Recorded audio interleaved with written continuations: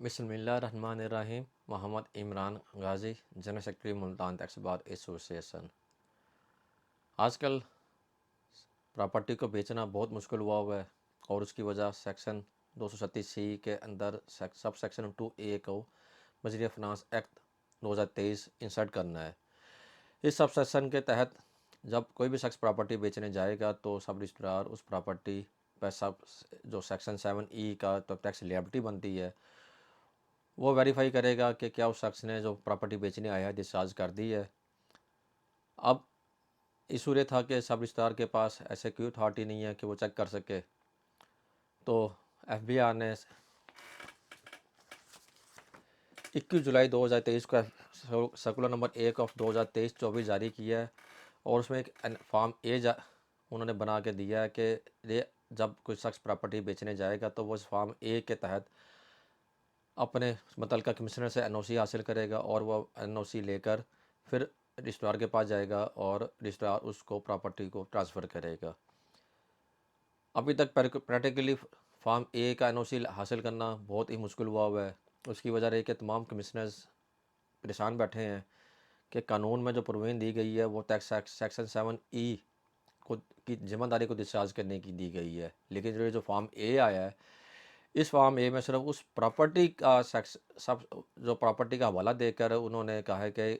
आपने सिर्फ इस प्रॉपर्टी की सब सेक्शन 7E की लिएबिलिटी को चेक करना है।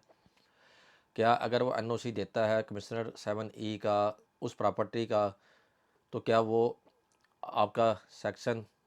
237C में जो नया सेक्शन इंसर्ट हुआ है 2A, क्या उसकी वो रिक्वायरमेंट पूरी करता है। दूसरे नंबर पर दूसरा इशू आ रहा है कि जो शख्स एक एनओसी ले जाएगा, क्या वो एनओसी ले जाने के बाद अगर वो कम वैल्यू पे ले गया, फेयर मार्केट वैल्यू पे उसको चेक नहीं हो सका, एफबीआर 7 दिन के अंदर देने का पाबंद है, और अगर 7 दिन के अंदर उसकी वैल्यूएशन प्रॉपर नहीं हो सकी प्रॉपर्टी की, तो क्या उसके बाद जो शख्स खरीदेगा उसको सेक्शन 7E के लिए फेयर मार्केट वैल्यू पर दोबारा लाया जा सकेगा। एक बड़े मसले चल रहे हैं एफबीआर के अंदर, लेकिन ये एफबीआर के इशूज़ हैं, इसको हम सोचते हैं हम अपने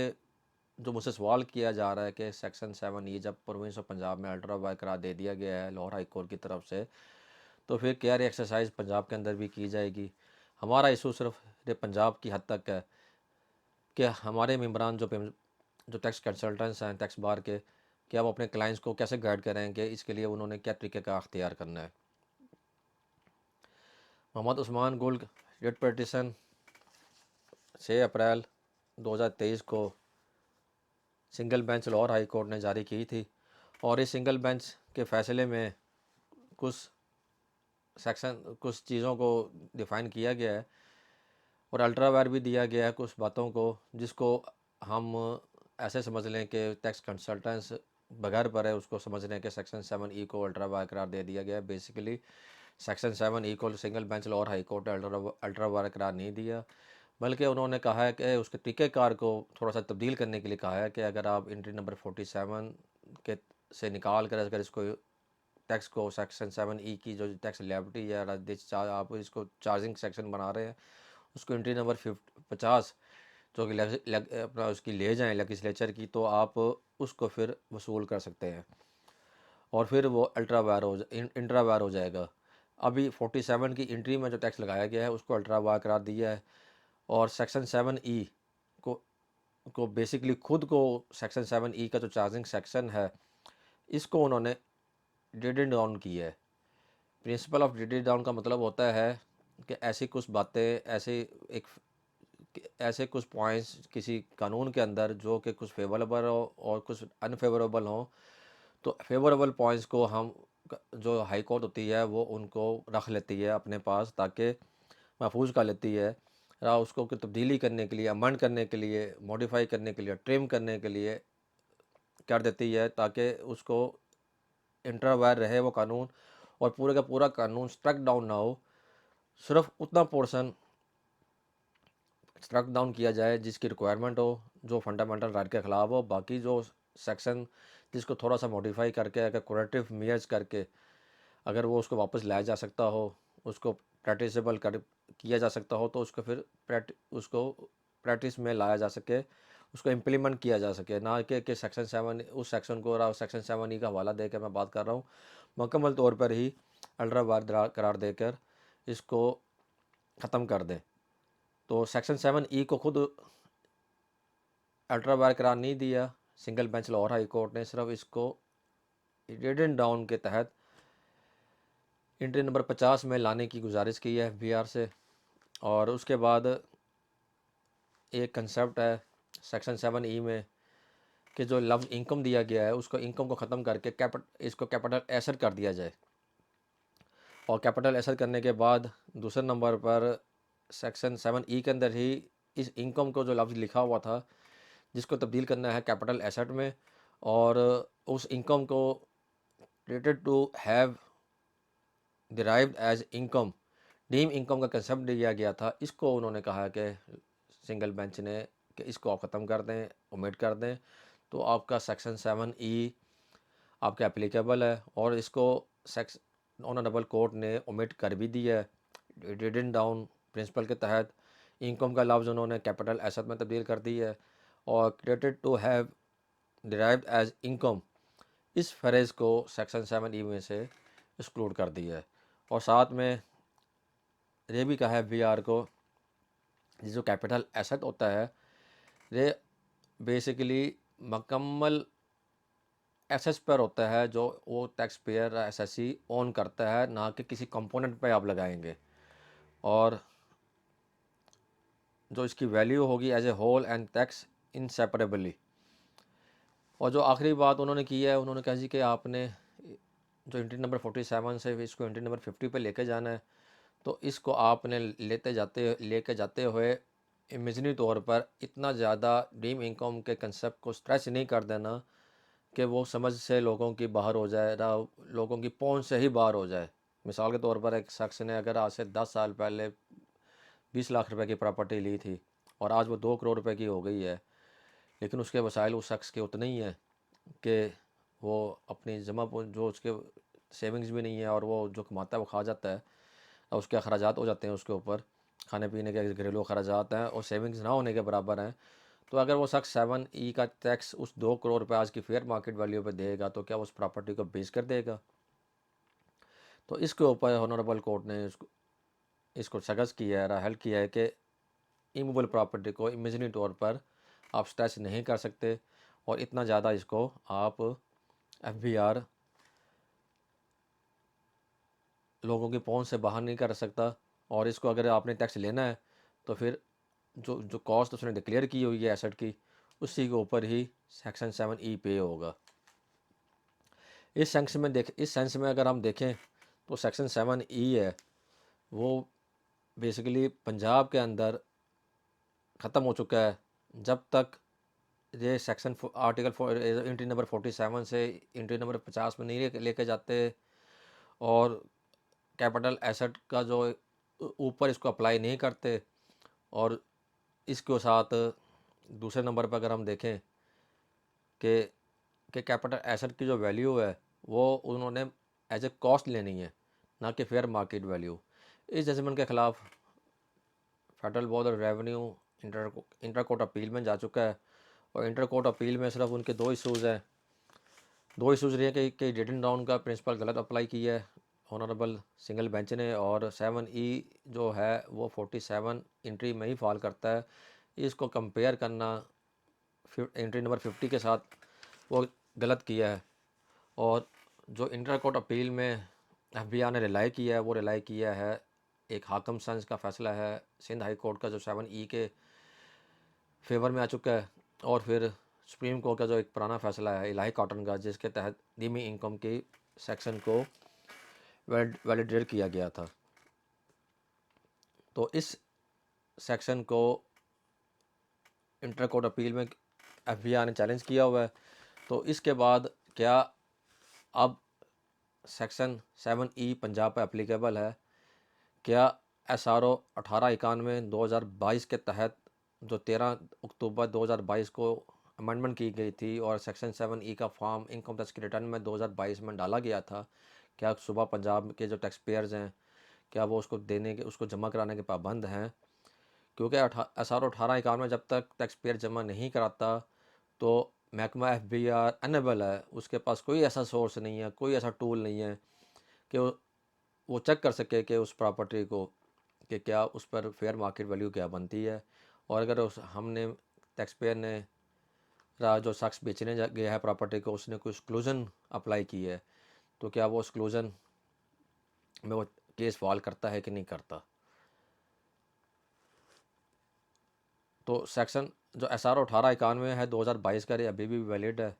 इसके ऊपर मुल्तान हाई कोर्ट में कुछ पटिशन्स की गई थी कि नोटिस अंडर सेक्शन 120 और 176 जारी किए थे FBI ने इस फार्म को SRO 1891 2022 के तहत 7E का फार्म को एज ए शॉर्ट डॉक्यूमेंट वसूल करने के लिए। तो Lahore high court Multan bench में रिट्स हुई हैं और उस रिट का जो फैसला हुआ है उन्होंने Lahore high court Multan bench ने हेल्ड किया है कि कमिश्नर्स इस सेक्शन जो single bench Lahore high court का जो सेक्शन 7E पर फैसला आया हुआ है इसकी रोशनी में notice under section 120 short document 176 जिसमें इंफॉर्मेशन मांगी गई है उसके तहत इशू किए हैं। तो इन दोनों सेक्शन के अलग इशू ऑर्डर्स हैं मौजूद हैं लाहौर हाई कोर्ट के, जो लिंक में इनकी डाउनलोड करने के लिए मैं डिस्क्रिप्शन दे दूंगा, जिसके तहत आप इन ऑर्डर्स को जो कि अनरिपोर्टेड हैं डाउनलोड कर सकते हैं और समझ सकते हैं कि ऑनरेबल लाहौर हाई कोर्ट ने मुल्तान में कमिश्नर्स को हदायत जारी की हैं कि इस लाहौर हाई कोर्ट रोशनी में इन शॉर्ट डॉक्यूमेंट के नोटिस की 120 की वैलिडिटी को चेक करें।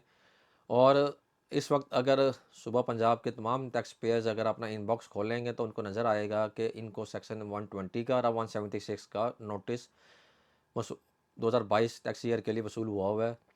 176 की हद तक तो समझ में आता है, लेकिन वो जो सेक्शन 120 है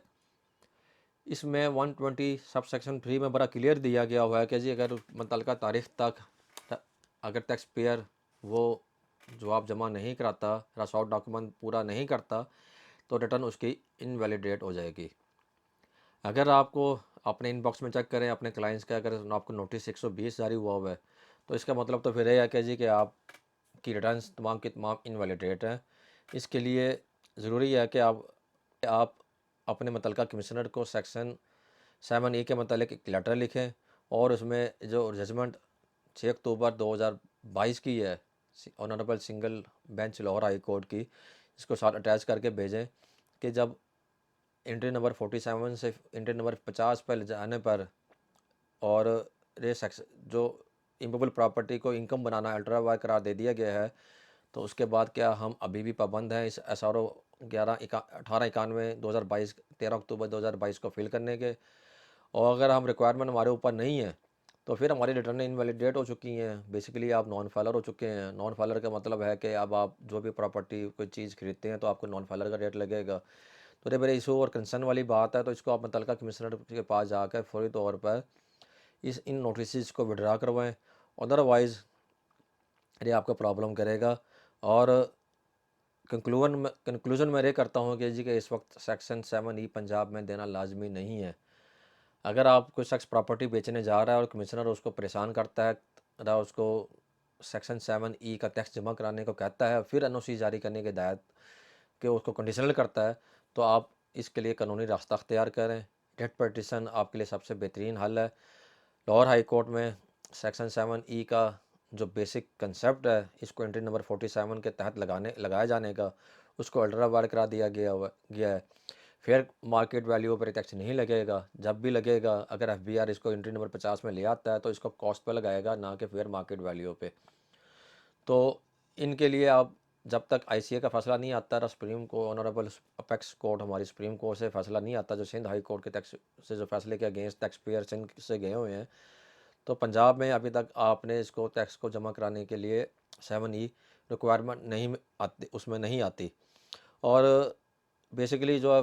आज का ये वीडियो बनाने का मकसद ये भी था कि जो सर्कुलर नंबर 1 है ये FBR ने खैर बगैर कोई दूरअंदेशी से काम नहीं लिया, जल्दबाजी मेरा जारी कर दी है। फील्ड फॉर्मेशन भी परेशान है, टैक्स पेयर्स और जो प्रॉपर्टी बेचने वाले हैं के लिए जा रहे हैं वो भी परेशान है। इस जो एक नया क्लास जो इंसर्ट किया फाइनेंस एक्ट के तहत, इस फाइनेंस क्लास को सस्पेंड करे, फौरी तौर पर इसको विड्रा करे, ओमिट करे, ये एप्लीकेबल नहीं हो सकती। सिर्फ पंजाब में तो वैसे ही एप्लीकेबल नहीं है, लेकिन बाकी सूबों में भी एप्लीकेबल नहीं हो सकती। प्रॉपर्टियों का काम बंद हो जाएगा। ज़रूरतमंद जो शख्स है वो प्रॉपर्टी बेचने जाएगा, उसके लिए चाहे वो रिटर्न जमा कराने की रिक्वायरमेंट भी नहीं है, उसकी कोई ख़ानदानी विरासती जायदाद है तो उसके लिए भी वो बड़ी मुश्किल हो जाएगी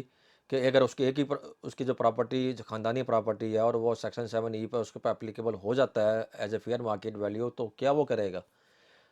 गरीब आदमी है, ख़ानदानी प्रॉपर्टियाँ किसी के पास है तो ये मसाइल बनेंगे। तो बजाय कि आप अपनी फील्ड फॉर्मेशन को एक्टिव करें, अपनी डाटाबेस को अपडेट करें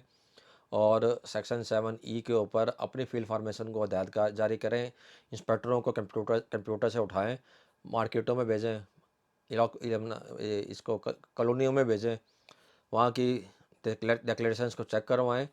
और टैक्स पेयर्स की डिक्लेरेशन के बाद चेक कराने के बाद उसको वो देखें कि क्या उसने वो डिक्लेरेशन ठीक है 7E के तहत, उसकी जो कॉस्ट और फेयर मार्केट वैल्यू क्या बनती है। अरे बाकी सूबों के लिए कह रहा हूँ, पंजाब में जब तक ICA का फ़ैसला नहीं आता, अपेक्स कोर्ट हमारी सुप्रीम कोर्ट का फ़ैसला नहीं आता, तो पंजाब के अंदर तो वैसे भी